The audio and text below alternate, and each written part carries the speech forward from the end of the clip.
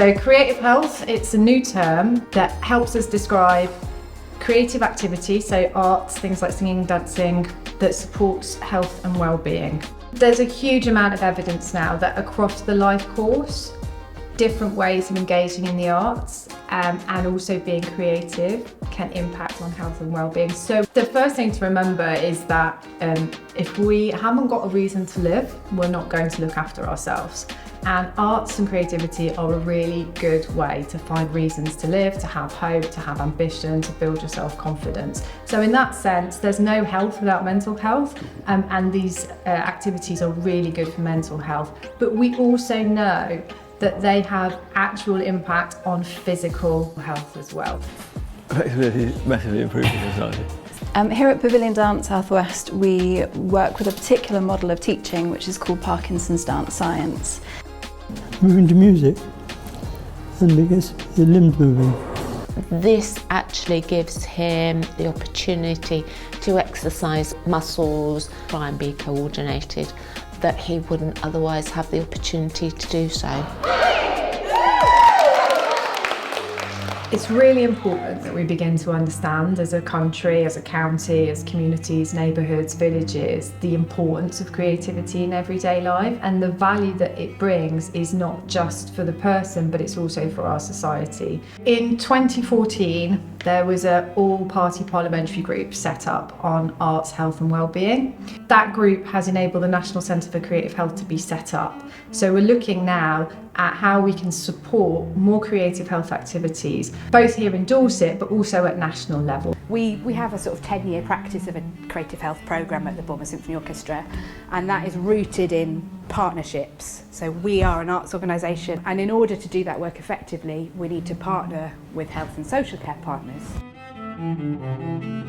More and more people are realising the benefits of creative health. It's part of NHS England's 10-year plan to focus on prevention, and creative health very much comes into that category. It's so collaborative with the stroke therapy team. It's about, you know, if you can encourage somebody to shake an egg, then they're on their way to brushing their hair, but they're doing that playing some music that they love. So we'll be contributing to maybe more specific health outcomes with stroke patients, working on sort of developing strength in particular limbs or helping develop speech and language through singing. All the research shows if you're happier, you get better quicker. So we know in places where they've been collecting data for a number of years that engaging in creative health reduces hospital admissions and supports things like planned care. It's also exceptionally good value for money.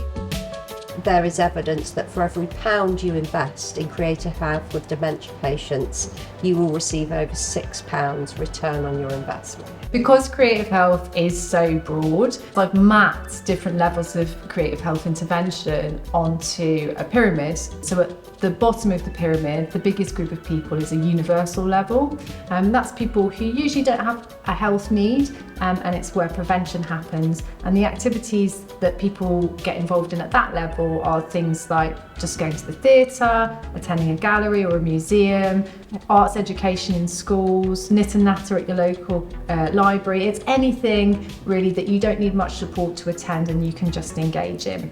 As you move up through the pyramid, that's where we might meet people who've already got an existing health condition or are living with a long-term condition, or perhaps at risk of developing a secondary condition. And in the middle, we've got a supported level. So that is about setting up groups and encouraging people to attend, and those groups are supported. So they are accessible.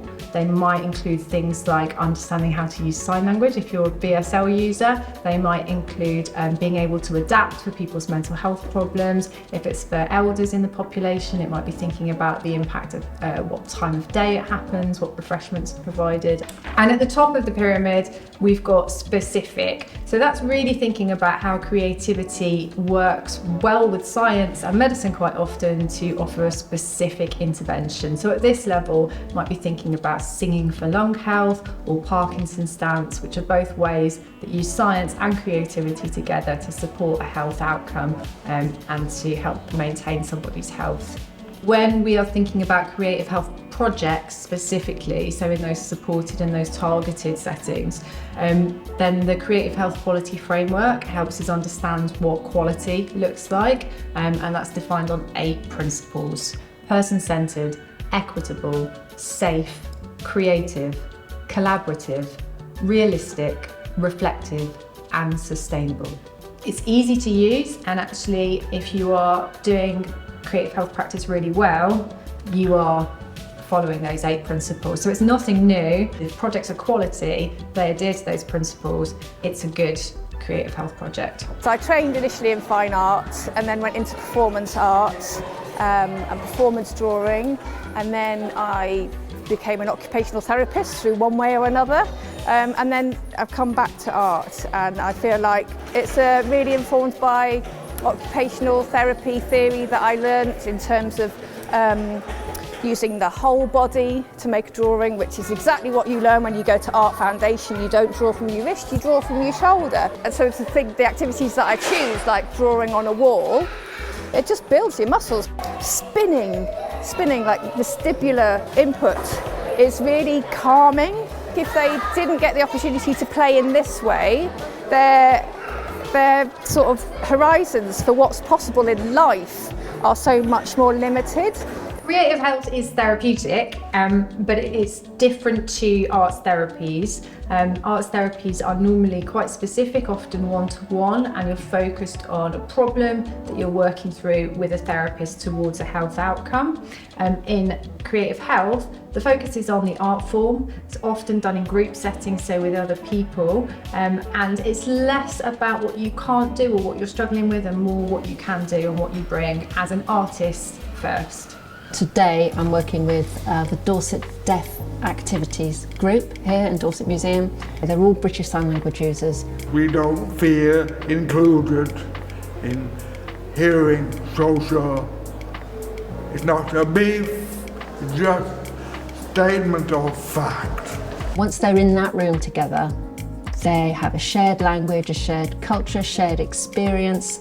They're in a really safe space. Just try art. You know, you can polish up your own skills, you can really increase your confidence. It's so good for your mental health. You know, the confidence will grow. You've just got to try, and everyone will help you.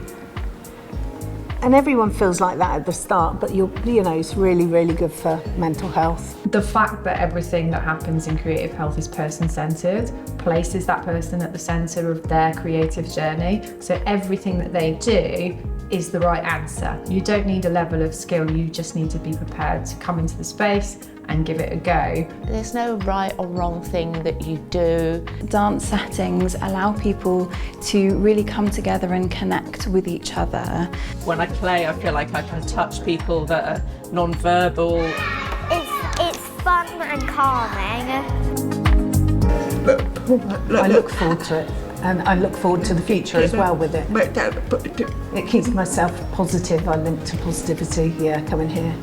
It's really important that we start to spread the message and increase the activities that are happening, and there's some ways that we want to invite you to do that. So the first thing is to notice how creativity plays a part in your life and how it supports your health and well-being, and then share the creative health message. Talk to people about how creativity is important and how it can benefit them.